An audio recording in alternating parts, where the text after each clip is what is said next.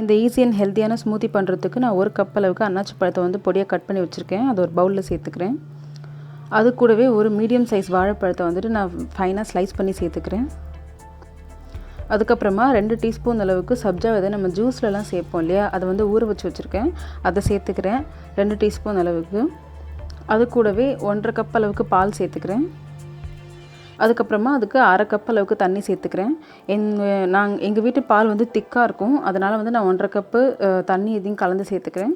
உங்கள் பால் வந்துட்டு நீங்கள் தண்ணி கலந்து தான் வைப்பீங்கன்னு சொன்னாக்கா நீங்கள் 2 கப்புமே பாலாக சேர்த்துக்கலாம். இது கூடவே நான் வந்துட்டு இனிப்புக்காக 2 டீஸ்பூன் அளவுக்கு தேன் சேர்த்துக்கிறேன். ஏன்னா நான் நல்லா பழுத்த வாழைப்பழம் தான் சேர்த்துருக்கேன், அதில் இருக்க இனிப்பே போதும். பட் கொஞ்சம் எக்ஸ்ட்ரா ஸ்வீட்னஸ்க்காக நான் 2 டீஸ்பூன் அளவுக்கு தேன் சேர்த்துக்கிறேன்.